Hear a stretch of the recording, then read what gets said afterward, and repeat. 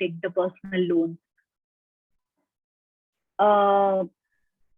Or we take loan from somebody. So have you heard, like in olden days, we used to take loan from our friend and then we used to repay whenever we had money. Yes. So this is a concept in which basically you will be lending to the people like you who is in need of money. Maybe they are buying a product, a costly product, like buying a car, buying maybe a small product like just buying a refrigerator or a TV, and they are taking a loan for that. So this loan is normally financed by the institutes. You must have heard Bajaj Finance is the one which is uh, lending this money to the people. So how do the company gets the money? So here the company collects the money from the people like us. It's a fixed date instrument. That means it's like a bank FD, what we are doing in the bank. What does bank do? Bank gives this money to the different people who are in need of the money. So on the similar basis, this money is lent to the people who are buying some services. Maybe, they are doing some treatment at Kaya, they are doing some bigger dental treatment, hair treatment. So here the company is giving money to the vendor, that is Kaya, maybe, or any other company.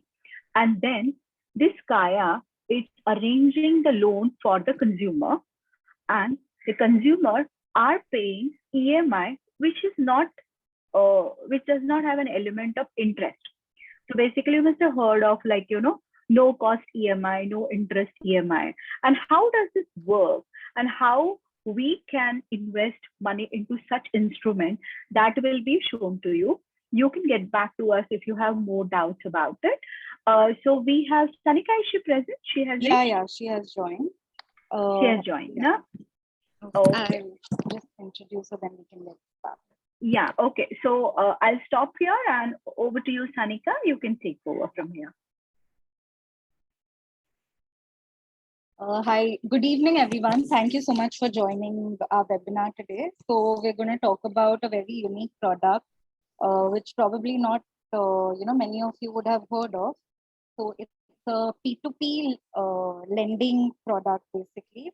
And we have Divya Mehta from Liqui Loan, who has joined us today, and she will be, going through the product with us. So Divya is a chartered accountant by profession, and she's also pursuing her CFA. And she has been working with Liqui Loans right from the beginning, ever since they have started off operations. And it's been, I think, 3+ years for her that she's been with Liqui Loans. So yeah, over to you, Divya. You can, take us through the product, and welcome to our webinar. Thanks a lot, Sanika, for the introduction. Thanks, Archana ma'am, for giving a brief on what peer-to-peer is. Just give me a second. I'll start sharing my screen. So before I speak about like what peer-to-peer as a platform is, I'll quickly give a slight background about my company, and especially the promoter directors and the guys who have backed us since our journey since we started. So this company is essentially again was started by Achal Mittal and Gautam. Just a second.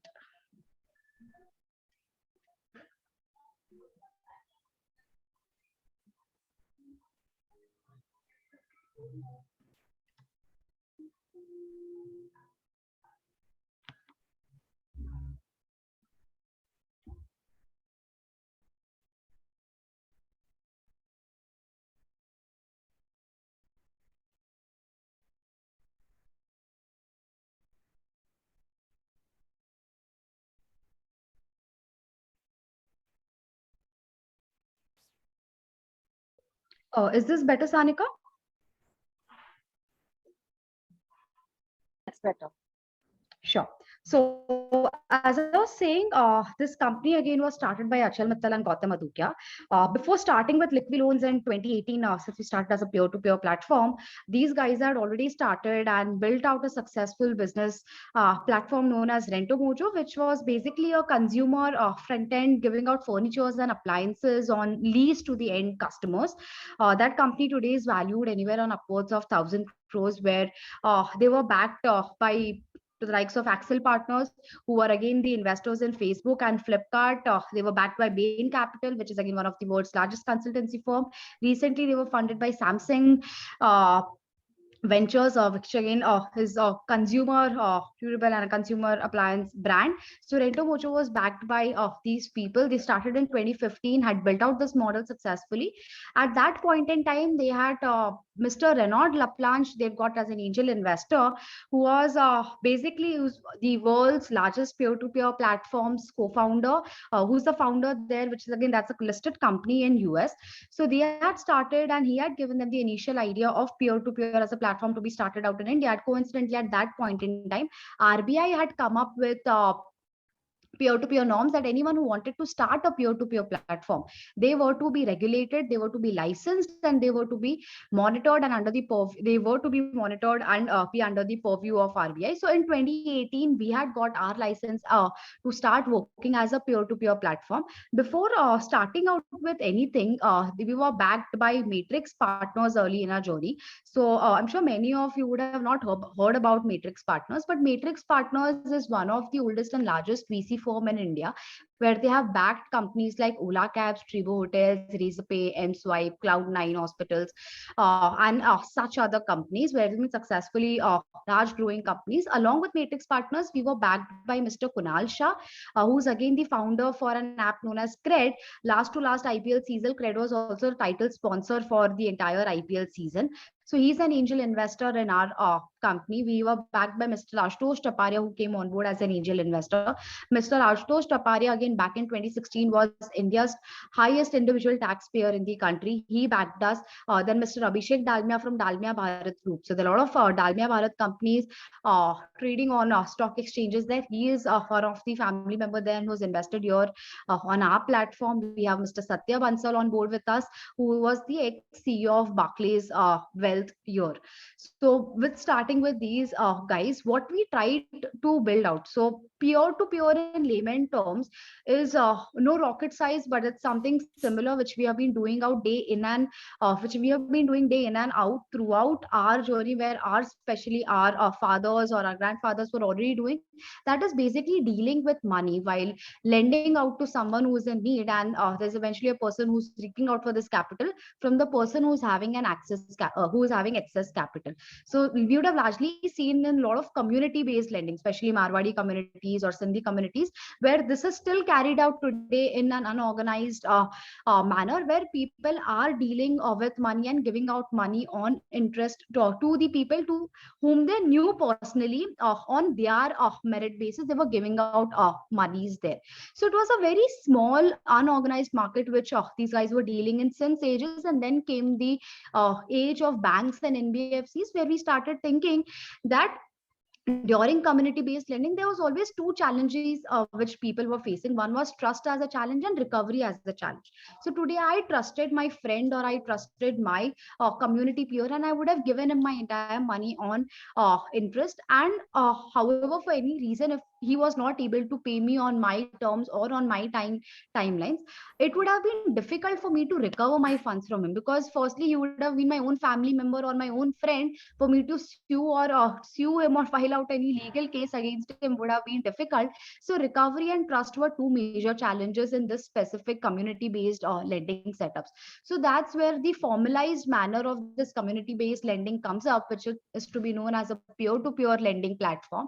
And with the benefit and leveraging the technology, with now a regulator being there, which is in our case RBI being there, this could be a much more scalable model, which could be scaled up to a very larger level. So in times when we look, how does even a bank work today? If I am putting out my funds in a bank, say I keep it in a savings bank account, or I do an FD in a bank, or I do corporate FDs today, where is the money being utilized? The bank is again the decision maker there, who is deciding that, okay, I have to find out a borrower and I have to give my money to this specific borrower. So bank acts as a professional to find the borrower, to give money to that borrower, recover money from him along with the interest, and then pay off something as a 3%, 4% interest rate to you on your savings bank account or on your FD eventually. So that's how a bank as an intermediary was acting. here in case of peer-to-peer platform, our idea was if we can remove that middleman, where eventually if we could leverage technology, for sure the investors could have got better returns. At the same time, for the borrower who was looking to access loans, he would have got loan at a better rate. So when we started out in 2018, what was our core niche which we tried to build out? So we wanted to build out a retail debt asset class, which again wasn't there in our country so far. If we look at a lot of debt products, so today you do a bank FD, corporate FD, or you do a debt fund, largely it's a corporate underlying which you are getting exposure to. Your money is getting utilized by the end corporate borrowers. We wanted to create a product and a platform where we could serve the retail borrowers, and the underlying for investors could have been pure retail borrowers.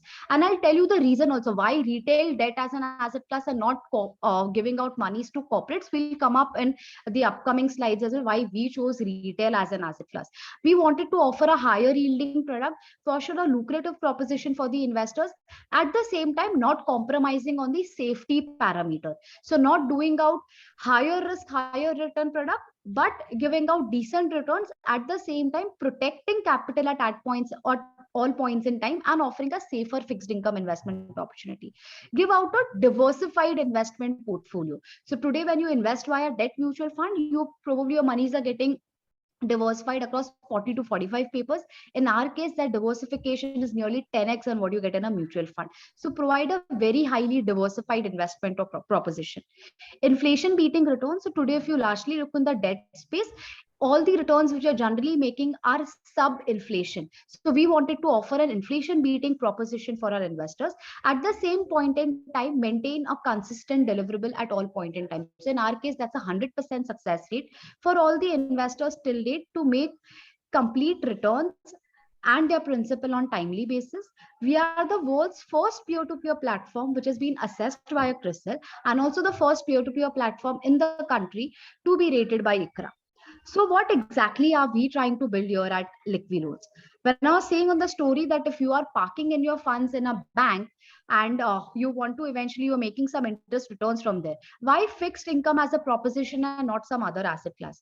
Today also, if you look largely at your overall allocation, large chunk of your portfolio or large chunk of your allocation is still towards financial in financial assets, is still towards fixed income opportunities or debt opportunities. You could be doing tax-free bonds, NCDs, debt funds, corporate FDs. So largely still most of the money is going towards debt as an asset class. But however, if you look in the last journey, the interest rate returns have been actually coming down. This is the story of not only last 2 to 3 years, but if you look since 1990, since we had the liberalization coming in, interest rates at that point in time were as high as 12%. But if you look today, actually that has come down to nearly 5%. The interest rates have been coming down soon over a period of time. At the same point in time, inflation has been eventually all-time high at the times, delivering negative real returns on your debt investments. So when you are having a 12% interest rate return, your inflation is 14%, you're practically making 2% of negative real returns. Now, what we have seen, whenever there is a down cycle in the market or whenever there is a period of crisis, at that point in time, equity as an asset class, if that is too volatile, even debt as an asset class has been underperforming in terms of catering towards inflation, where you have been making negative real returns. So we wanted to offer a product which could give out an inflation beating returns at the same point in time, irrespective of the market cycles, whether it's in an up cycle or a down cycle. You keep on making lucrative returns without risking your capital. How are we offering that is what I'm going to explain next. So similar to the traditional debt structure, where today you are investing in a bank or a mutual fund, your money is going to corporate borrowers largely, and a very small chunk is going towards retail borrowers. If you look at the performance of corporate borrowers versus retail borrowers, so the best metric to look is at NPS. The higher the NPS, the higher is your loss and higher is the possibility of you losing your money. Today, if I give out, say, someone would have given out money to me, if Sanika is giving 100 rupees to me, and if I don't repay that money, that entire 100 rupees is lost to Sanika. But if Sanika would have given that same 100 rupees to 100 people, so out of that 100 people, if she's giving out one rupee to everyone, the possibility of she losing her 100 rupee is very, very less. And that's the same story being played out across corporate loans versus retail loans. So this is the history of large 5 banks in the country where anywhere they have lent out monies to corporate borrowers, their NPAs or the default rates has nearly been 5x higher as compared to when they are giving out monies to retail borrowers. Now that loan could be a home loan, could be a personal loan, could be a gold loan, could be a credit card to a retail borrower, as against when you're giving out monies to corporate borrowers where their ticket sizes are right from 50 crores to 50,000 crores. But you as a retail individual will not get a 50 crore loan or a 100 crore loan. You will max get a personal loan of 5 lakh rupees to 25 lakh rupees, again depending on what money you are making on regular basis. So that's the best part of retail borrowers, that they don't get over leveraged as compared to corporates, and eventually their NPAs have been low across ages. And that's where we are trying to offer a proposition where you're only exposing your funds to retail borrowers. Now, how are we even choosing these retail borrowers? For sure, each and every retail borrower is not going to be a good borrower who's going to repay you on timely basis. So similar to corporate borrowers, where you have a rating from AAA to D, we have retail individuals like you and me who are having a credit score between 300 to 900. So anyone who is having a credit score towards 900, who are these borrowers? These are the borrowers who have took loans in last 5, 10, 15 years, and they've always repaid on timely basis without defaulting or delaying on their EMIs. So if I take one loan or 5 loans, if I don't default or delay on these loans, my credit score is going to be towards 900. And the moment I start defaulting and delaying, my credit score will be towards 300. Our idea was to only cater to that top tier set of borrowers who are having a good credit score. Now, mind me here, not only having a good credit score means you are a good borrower. Say today, if I'm earning a lakh of rupee and I'm spending that entire lakh of rupee towards my obligations and I don't have any form of saving, for sure, if I go to a bank today to take a loan, irrespective of my credit score, bank will not be willing to give me a loan. Reason being, because I don't have the ability to repay that loan. So we look at two important factors. One is the person should have an intent to repay the loan, and secondly, the person should also have the ability to repay the loan. So eventually, looking at their cash flow parameters also. Now, the biggest challenge here is, I said very well that I want a person who's having a credit score of 900 to come and take a loan from me. But will he really come and take a loan from me? If Sanika would be having a credit score of 850 and she is making decent money, she's saving decently. If she wants a loan, will she come to Liquid Loans to take a loan? The answer is again no. She'll go to an HDFC bank or an ICICI bank or a Kotak bank to take a loan, and she'll get a loan at the best rate from these banks as compared to what she'll be getting from Liquid Loans. So we said, if I want Sanika as a borrower on my platform, how will I get Sanika towards me? My strategy was to offer her a loan at zero interest. That is a zero cost loan or a no cost loan. How do I do that? For sure, I cannot offer her a personal loan at zero interest rate, because if I am offering her at zero interest rate, how will I make money and how will I return the interest to my investors? So our sourcing strategy is similar to what you would have heard for Bajaj Finance has been doing. Today, if we walk into a Chroma or a Vijay sales to buy out any appliance, could be right from a mobile phone to a refrigerator, you get a zero cost EMI loan from Bajaj Finance. I buy a mobile worth rupees a lakh of rupee from Chroma, Bajaj Finance will ask me to pay 10 installments for 10,000 rupees. Say you pay 1 lakh rupees over a 10-month period. Now the thing here is, I as a customer is paying zero interest. I'm not paying single interest or single penny to Bajaj Finance. How is Bajaj Finance making money then? How are they giving out 5%, 6% interest rate on the FDs which they are giving? They are practically making money from dealer partners like either the product manufacturers or chain outlets like Chroma and Vijay. That's the same strategy which we used, but not in products. Today, I can buy an iPhone even if I cannot afford it, and maybe just secondary sale in the market next day and do a fraud of it. But what if I would tell you, you go to a Dr. Batra to consumer service to take a hair transplant treatment or a skincare treatment, and if you didn't want to like consume that service, can you sell that service to someone else? The answer is no. So we tied up with more than 250 plus partners who are coming from upskilling education, home decor, and discretionary healthcare segments. So we have partners right from Upgrad, Nursi Monji, Jain University, Quant Insti, Simply Learn, Aptech, Live Space, Design Cafe, Dr. Batra, Indira IVF, Morpheus IVF, Nova IVF, LifeCell, etc. and such other 250 plus partners. The idea to take part of this, the idea to tie up with these specific services is, if you look, these are all want based and desirable services. Today, if Divya cannot afford to take an IVF treatment, she will never go to an Indira IVF or a Nova IVF. Or today, if she wanted to say take an education course, which could be like a distance learning MBA course or an executive MBA course or a digital marketing course, she'll not take a loan for it and go to an Upgrad or a Nursing Muji, because this is not her primary education. She's already done a chartered accountancy, she's done her primary education, she's making money at Liquid Loans, she's drawing a decent salary, but she still wants to upskill her self, and she'll want to take some certification courses from these partners. So these partners, through these partners, we end up catering to customers who are having a good credit score, that is on an average of 700 and above. These borrowers are nearly making 9 to 10 lakh rupees of an annual salary. At the same time, we are giving them an average ticket size loan of 40 to 50,000 rupees at an average tenure of 10 to 12 months. So we are purely focusing on smaller ticket size loans and shorter ticket size loans. Mind us that these are the borrowers who are not looking out for loan on first place. These are the borrowers who actually want to consume a service. They went to this outlet with the idea of consuming the service, but we ended up offering them a value add proposition that you take a zero cost EMI through Liquid Loans. And that is how we have been sourcing our good quality or prime quality of borrowers. Now, when I am making margins through my dealer partners, I'm nearly making 23 to 24% as margin from these partners.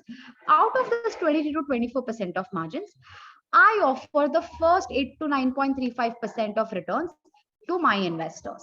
We offer three kind of propositions. One is a liquid proposition where you make an 8% annualized return.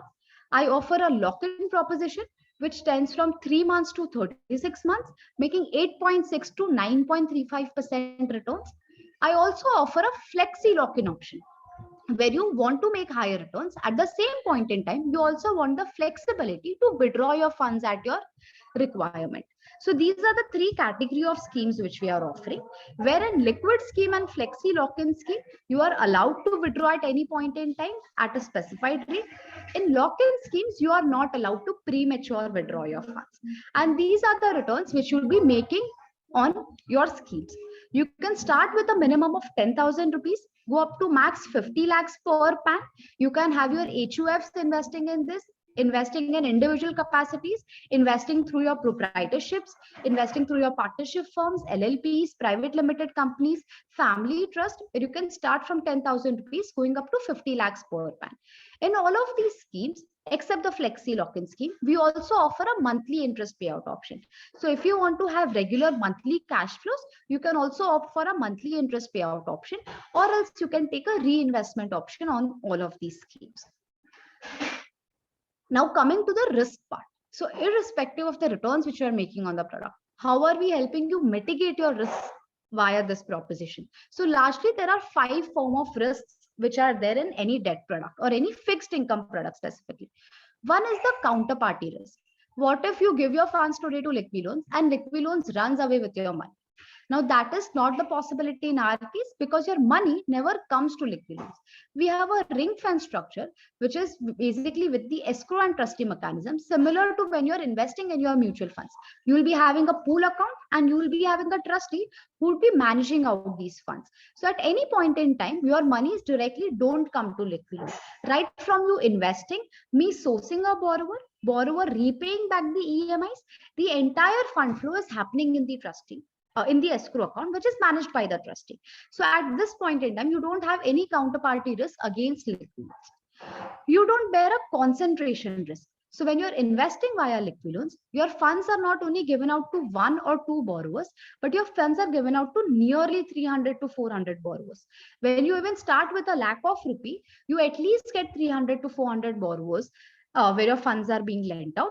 That not more than 0.5% of your exposure is there to any particular borrower, which leaves you from the concentration risk, and you get a granularly diversified pool of risk. Third is the credit risk. the more worst quality of loans you do, the higher the risk of default and the higher of possibility of you losing your funds. And vice versa, the more better quality of borrowers you serve, the better is the chances of recovery, the lesser the defaults, the more benefits for you by making your decent returns. In our case, we are only dealing with highly credit worthy retail borrowers where they have a good credit history along with good ability to make income where they're making decent incomes and are lesser leveraged borrowers. So the credit risk is low. And if the credit risk is low, sure, the NPAs and defaults are going to be low. Fourth is interest rate risk. Recently, we have been hearing out a lot on RBI hiking up the repo rates. In a lot of the products, when RBI hikes up the repo rates, your investments eventually face MTM losses or eventually face volatility. In our case, we are not correlated to the movements in the benchmark rate or the repo rate. So eventually, your investments here with liquid loans don't face any form of interest rate risk, eventually not facing any form of MTM losses or volatility on the platform.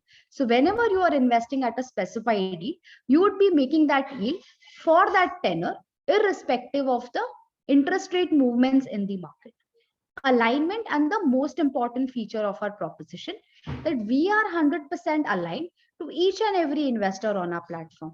What do I mean by alignment is, unlike traditional products where there is an expense ratio being charged, where there is some upfronting of fees, there's some administration fee or management fee being charged, in our case we charge you zero.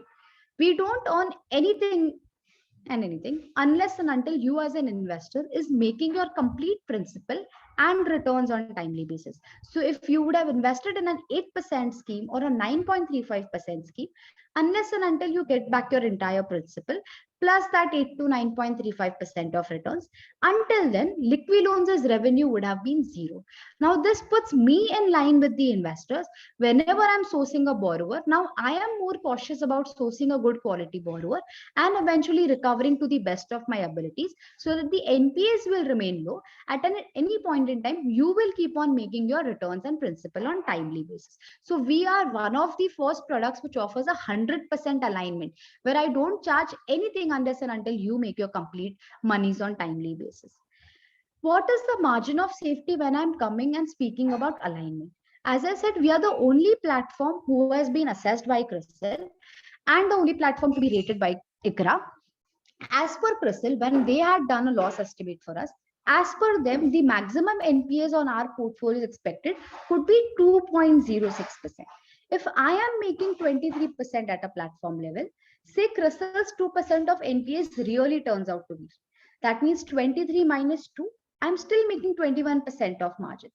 You as an investor is max allowed to make say 9.35%. There is still a margin of more than 12%, which is there, that if my NPAs even go beyond 2%, could be 5x of that 2%, even 10% of NPAs. At 10% of NPAs also, you as an investor is not impacting even your returns. So principal is again secondary. That means even at 10% NPAs, you are making your principal and returns at all points in time. If you look at the graph on the left side, this has been our trajectory of NPAs throughout our journey since March 19 till again as on 31st of May as well. Our highest NPAs has been 1.63%, which is even lesser than what CRISIL has estimated for us. Today we stand at 0.65%. Even if this 0.65% goes by 10x or 20x, at that point in time also you as an investor is not impairing even your returns. So for sure, why as an investor would you prefer us? There is easy liquidity with our liquid options. We are offering an SIP proposition as well, where you can keep on investing in systematic manner in this proposition and keep on building your debt portfolio. We offer a monthly income generation option, that is via a monthly interest payout option. We have schemes available which will help you cater towards your short-term goals as well as your long-term goals, where say with your liquid option, you can start building on your emergency corporates or your ad hoc funds where you don't have a use case defined until now. You can start investing in 3 to 6 months option for shorter term goals, and then from 12 to 36 months option for your longer term goals. One of the again core USP of the proposition is uncorrelated asset class. So irrespective of the movements which are happening in equity markets or debt funds, This investment is separated from it. It is not impacted by any movements which is happening in the market. High certainty at the same time of high margin of safety. Because we have a high margin of safety, you as an investor is able to make decent returns. At the same point in time, we as a business are able to recover our cost and also make profits at the end of the day. So eventually also being a profitable platform, which gives you a longer visibility of investing with liquid loans. And for sure, the product offers inflation beating returns, where our returns start from 8% goes up to 9.35%. What we have done in our last 4 years of journey. So we have disbursed nearly close to 1,300 crores worth of loans as on today.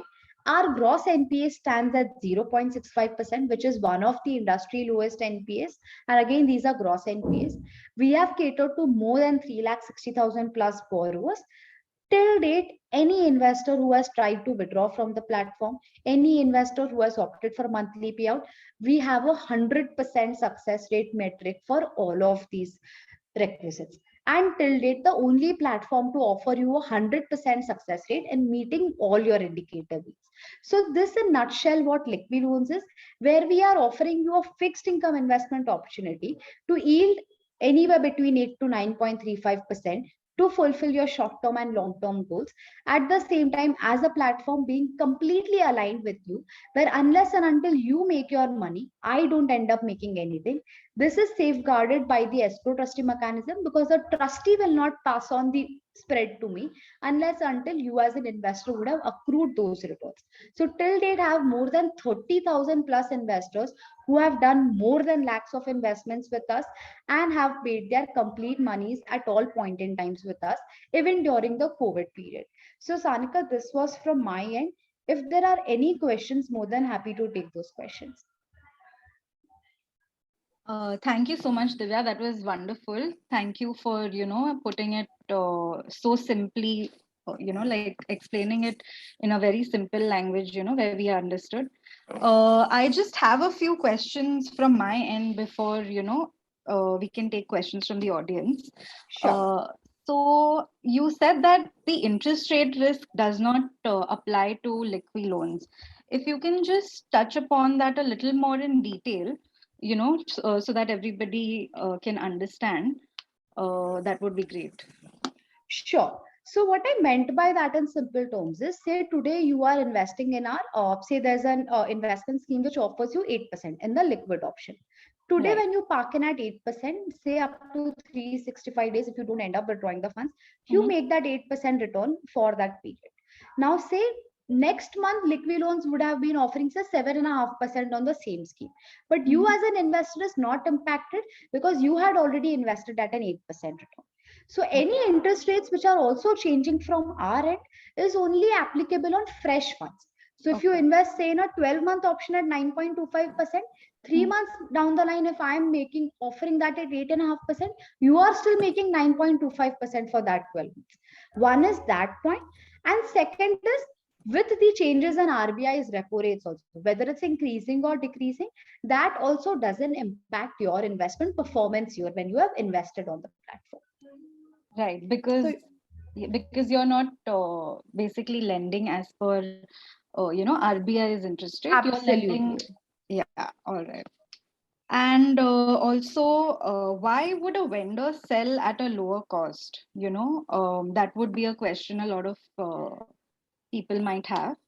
So, Sure. when you basically offer the zero cost EMI, there is some, reduction in value that the vendor has to accept. Absolutely, a very So, apt question. So, in our case, if you basically look at the kind of services or the service partners which we have tied up with, if you basically look at their margins, they anyway make between 70 to 90% of margins on their specific services. Let's take a simple example of EdTech, where you have to just prepare a video course that maybe say charge costing you 50 lakh rupees. Now that's a sunk cost to that entity because he has already prepared that video. Now, right. would he be happy with 10,000 users or 1 lakh users? For him, the answer would be latter. That is, more the users come to him, more is eventually his profitability, because he would have already recovered his 50 lakh rupees for a certain student. And then he just wants to keep on increasing the access to that product so that eventually he can have in more margins. Now here, if you look at for all of these services, they have a very high marketing cost. They nearly have 10 to 15%, which is towards marketing. Now could be through a traditional mode or through a digital mode. That is the cost which they are giving us, saying that if they offer a zero cost EMI proposition, it will first help them upsell. So if I would have gone to a Dr. Batra and asked for a hair transplant treatment, I would have maybe gone with a budget of 50,000 rupees. And salesperson for sure there would be saying that you take a 70,000 rupee or an 80,000 rupee treatment, it will give you better results. And the proof of pudding here is that he doesn't have to pay that entire 80,000 rupees upfront. He'll take a zero cost EMI proposition. You pay 80,000 rupees over 10 months. That sounds much cheaper to him, right? 8,000 rupees ka EMI rather than 80,000 rupees is service. So that's how they bear the cost, because they have a very high marketing cost, and eventually they're ready to bear it in form of zero cost EMI, which can give them tangible conversions there and there itself. Okay, got it. Customers. Right. Also, one last question. If you could just share a look of the dashboard, Absolutely. Yeah. So just give me a second. I'll share my screen.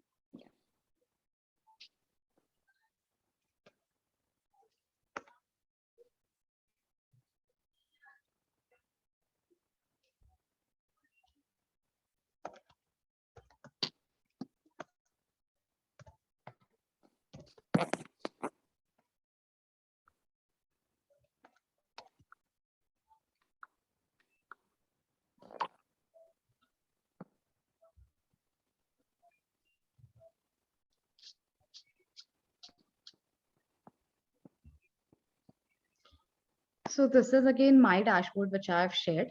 So when you as an investor want to start with liquid loans, each and every investor who is started with liquid loans gets a similar dashboard where you get a summary of what your investments are, what you have invested so far, what is your current investment, etc. The part which I want to really show you is there's a complete transparency of where your funds are getting utilized. So I guess my screen is just loading. So if you look for a 3,50,000 rupees of total investment, your nearly 850 borrowers are there. And for individual borrower, the average amount lent out is actually 375 rupees. So you can look at the level of diversification which you are getting. Even at a 3,50,000 rupee of investment, you're nearly getting 800 plus borrowers. Look at the FOIR, which is a fixed obligations to income ratio. This helps you understand the leverage of a person. What is he earning on monthly basis? What is he spending on monthly basis? In my case, these borrowers are nearly spending 29% of their monthly income. That means they are nearly saving more than 70% of their disposable income. If you look at the average tenure of loans, these are 11 months of average tenure of loans. Their average credit score is 772. Average age of these borrowers is 34 years. So not someone who is an 18, 20-year borrower who is just coming out and we are giving out money to these millennials who don't have any form of savings or who would have just started out their career. And best part here is you'll have transparency of all these 850 borrowers. So say for this person who is working at Bhatia and Co LLP, his loan is of 15 months. This person's credit score is of 811. He is a 50-year person working out, staying out of Mumbai. His FOIR is between 0 to 20%. His purpose was for education. His monthly income is for 2,91,000 rupees, as against which his loan amount, which I'm giving him for 15 months, is 3,20,000 rupees. And my investment in that loan is only of 738 rupees. So you will get details of all these 850 borrowers, of where they are working, where they are residing, what is their age, what is their income where they are making, what is the loan which they have taken through liquid loans, and what is your investment in that loan. So you will have details of all these 850 borrowers on real-time basis. So practically you will have details of where your money has been lent out to which borrower for what purpose. You will be able to transact online with this dashboard. My profile will help you get access to your personal details, and for sure with the dashboard you will be able to have an investment summary at your fingertips. So there is also an app for investors. Once you start investing, you can also have access to that app to track your portfolio and to invest via the app as well. Okay, all right, thank you so much. We are open to questions now, so if anybody has any questions, please, you can just unmute and ask.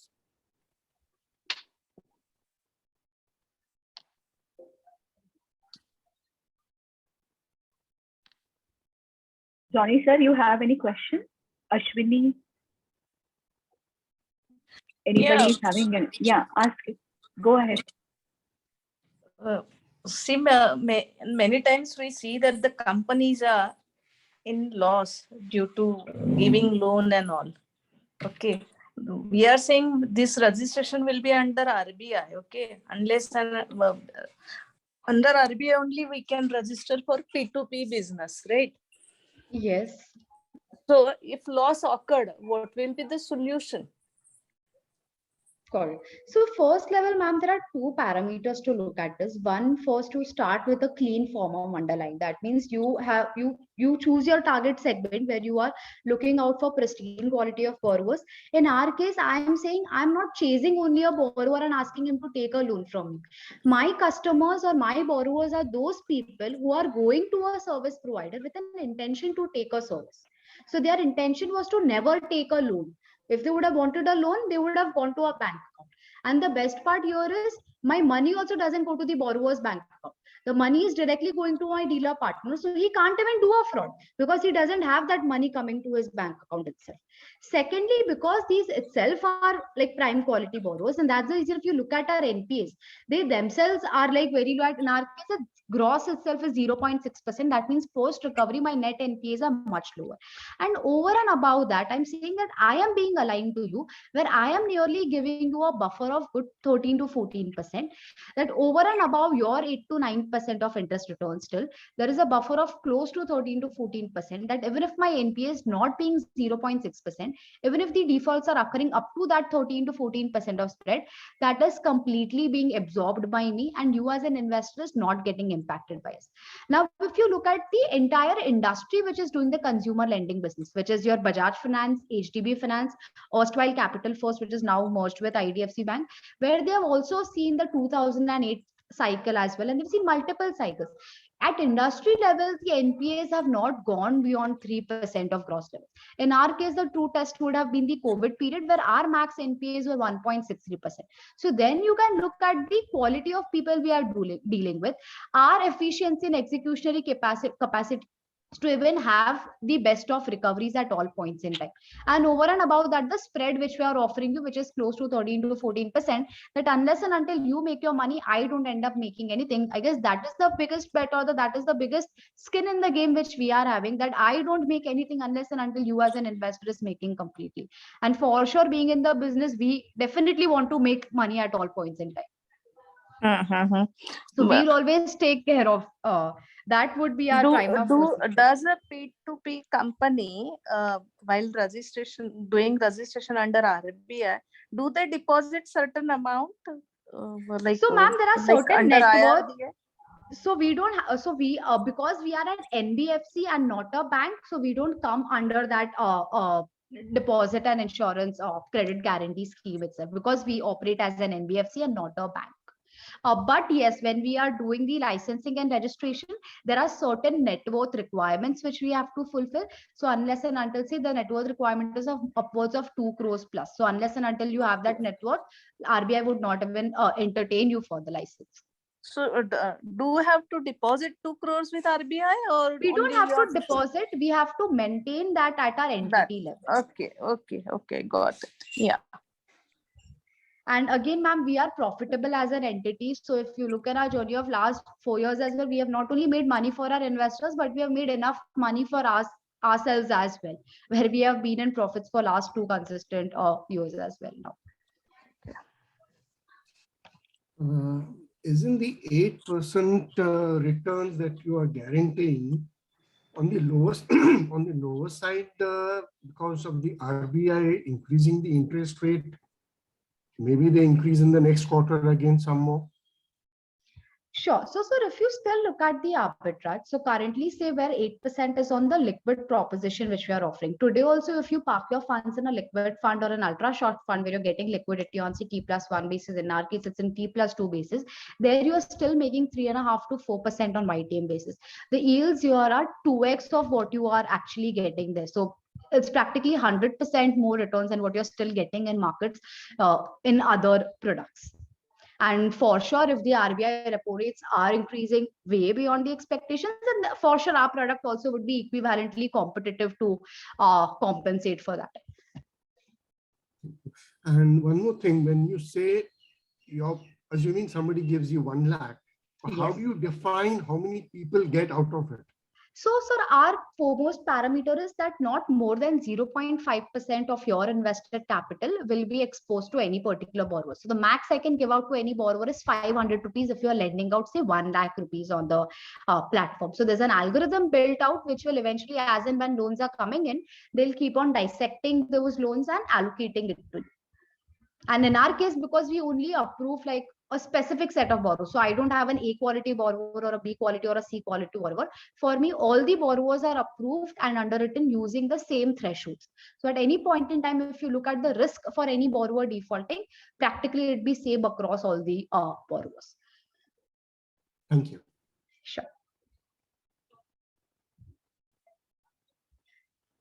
If there are any other questions or any other doubts, I'm more than happy to clarify them. Do we have any more questions, or we can then close the session for today?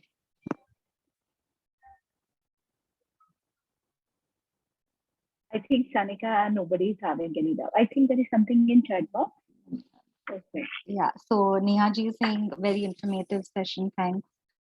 Yeah, I think we can close the session.